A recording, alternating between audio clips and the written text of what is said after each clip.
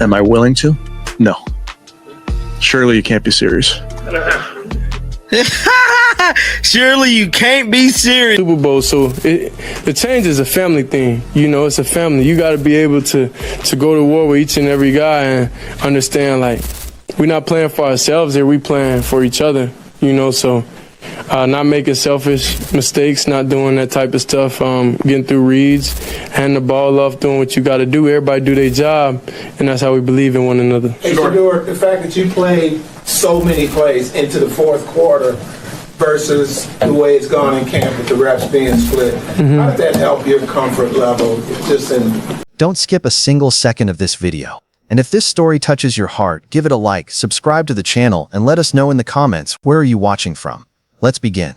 Kevin Stefanski didn't just answer a question. He detonated a bomb in front of the cameras. One reporter dared to ask about Shedeur Sanders and the Browns quarterback situation, and Stefanski's response, that cold, dismissive "surely you can't be serious," hit like a thunderclap. The room went quiet, reporters froze, and for anyone paying attention, it wasn't just a coach having a bad day. It was the mask slipping. It was the truth bleeding out. Because here's the reality. Cleveland's quarterback room isn't just crowded, it's combustible. You've got Joe Flacco, a 40-year-old stopgap who's clinging to relevance. You've got Gabriel, a rookie fighting tooth and nail just to prove he belongs. You've got Shedeur Sanders, a kid with a name that carries more weight than most rookies could handle. And hovering over all of it, the ghost of a massive contract for a quarterback who may never play meaningful football again. This isn't a depth chart. This is a powder keg, and one wrong move could blow the whole thing sky high. So when Stefanski snapped, when he couldn't even entertain a question about Sanders without cracking, it told us everything we needed to know. He's feeling the heat. He knows the questions are fair. And deep down, maybe he knows he doesn't have the answers. That wasn't confidence we saw. That was insecurity. That was a coach on the edge. And think about it. If Stefanski was secure in his plan, he'd have shrugged it off. He'd have explained the development process, reassured fans that Sanders is on track. Instead, he chose anger, dismissal, deflection. That's not how a coach speaks when he's in control. That's how a coach speaks when he knows he's walking a tightrope with no safety net, because this isn't just about a rookie quarterback. This is about the identity of the Cleveland Browns moving forward. Every decision Stefanski makes with that quarterback room could define his career. Does he play it safe with the old veteran who can't stretch the field? Does he hand the keys to a rookie not named Sanders to prove his system works? Or does he risk everything by putting Shedeur out there and living with the result? The Browns haven't had stability at quarterback in decades. Fans know this, the media knows this, and Stefanski knows this. That's why one simple question about Shedeur set him off. It wasn't the question itself, it was the weight of all the years of failure behind it. It was the pressure of being the man asked to finally break the cycle. That explosion in the press conference wasn't just frustration. It was a glimpse behind the curtain, a sign that inside Berea things aren't as calm and controlled as they want you to believe. And if Stefanski's already cracking under preseason questions, imagine what happens when the regular season hits and the boos start raining down. Because make no mistake, this story isn't about one press conference. It's about the Browns' future, and Shedeur Sanders is right at the center of it. Let's talk about Shedeur Sanders. Because here's the thing, this kid was never supposed to be just another fifth-round rookie. Go back a year, and scouts were whispering first-round potential, strong arm, clean mechanics, a football IQ that turned heads, and more than anything, the pedigree, the son of Dawn Sanders. That name alone guarantees eyes, pressure, and expectations that most rookies could never carry. But Shedeur? He's been carrying that weight his whole life. So how do you fall from projected first-rounder to pick number 144? That's the mystery. Some say it was his competition at Colorado. Some point to his offensive line getting him battered every week. Others claim teams just didn't want the primetime spotlight that comes with drafting Dawn's son. Whatever the reason, he slid. And when Cleveland scooped him up late, it felt like a steal. It felt like the Browns had accidentally walked into a lottery ticket. But here's where it gets frustrating. Because instead of letting the kid compete, instead of giving him the same shot that other rookies around the league are getting, they buried him. No first-team reps, stuck behind third and fourth stringers. While Anthony Richardson and Bryce Young were getting groomed as faces of their franchises, Shedeur was running scout team plays like his talent didn't matter. That doesn't feel like development. That feels deliberate. And yet when he finally got his chance, even for just one night, he lit it up. Go back to that preseason opener against Carolina. 38 yards, 2 touchdowns, poise in the pocket, command in the huddle. For a moment, Shedeur looked like exactly what the hype promised. And the world noticed. LeBron James tweeting about him. Travis Kelce saying give the people what they want. Even Dawn Staley, college coaching royalty, praising his performance. One preseason game turned into a movement. Browns fans started asking the same question we're asking now. Why isn't this kid getting a real shot? But that's where the frustration kicks in. Because just as fast as he was elevated, the coaching staff slammed the brakes. Instead of building momentum, they pulled him back. Instead of testing him with first-team reps, they doubled down on burying him. That's why the no first-team snaps storyline doesn't feel like some accident. It feels intentional. It feels like the Browns want to control the narrative, keep Shedeur out of sight until they decide the timing works for them. And here's the part that makes fans restless.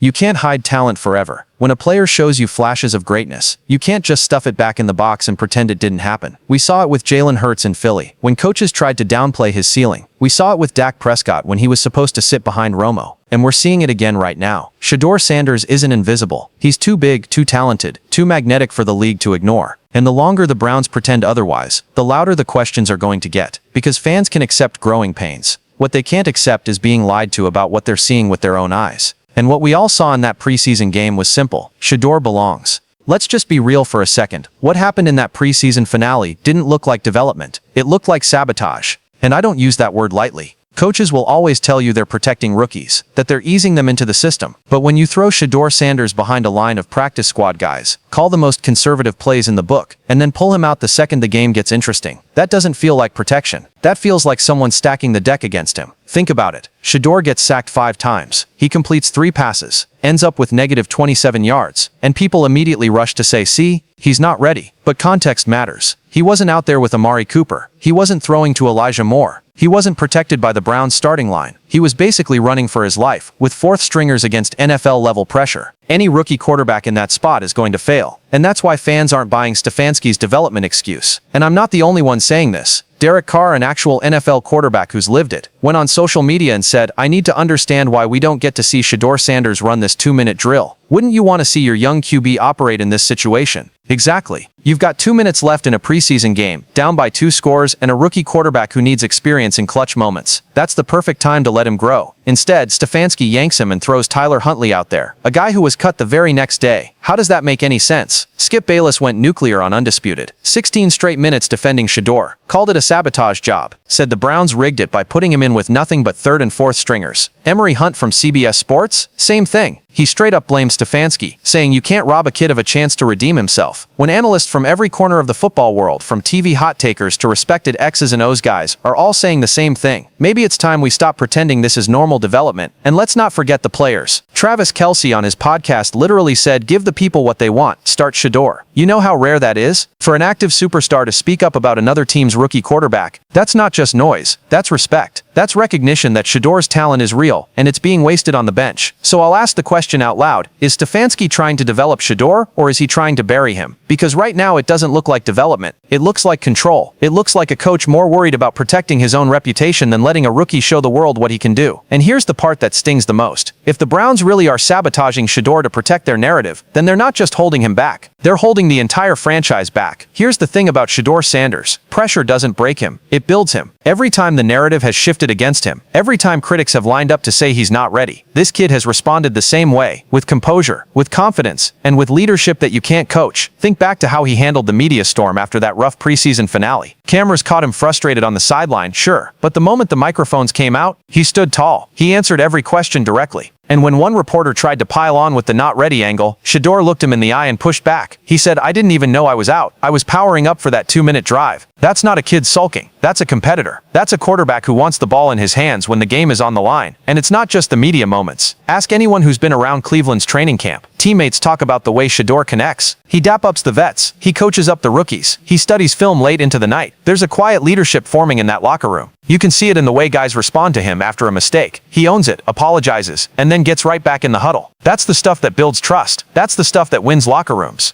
And let's be real, flashes of greatness are already on tape. That Carolina preseason game wasn't a fluke. The ball came out fast. He hit tight windows. He looked comfortable under pressure until the backups around him crumbled. That's the glimpse. That's the reason LeBron was tweeting. That's the reason Travis Kelce spoke out. And that's the reason Browns fans are still chanting his name, even when the coaching staff acts like he's invisible. We've seen this story before in the NFL. Jalen Hurts wasn't supposed to be the guy in Philly. Dak Prescott wasn't supposed to be the guy in Dallas. Both stepped in under pressure. Both proved the doubters wrong. And both turned into franchise quarterbacks. Why? Because pressure didn't crush them. It revealed them. That's exactly where Shedeur is right now. Every rep he's denied. Every headline that questions him. Every snap he doesn't get with the starters. It's all adding fuel. And when his moment finally comes, whether it's this season, next season, or the one after, he's not going to blink. He's going to remember all of this. And he's going to make sure the people who buried him are the same ones forced to admit they were wrong. pressure breaks some quarterbacks, but for Shedeur Sanders, it might be the very thing that makes him undeniable. This is it, the season where everything comes to a head. Kevin Stefanski doesn't just have a quarterback decision on his hands, he has a career-defining test. Either he embraces Shedeur Sanders and finally lets this kid show the world what he can do, or he risks dragging Cleveland right back into the same quarterback carousel we've been watching for 2 decades. And Browns fans, you deserve better than that. Picture it. Joe Flacco starts the season. He's steady, but he's 40. He's not beating Burrow in a shootout. He's not keeping up with Lamar when the game turns into a track meet.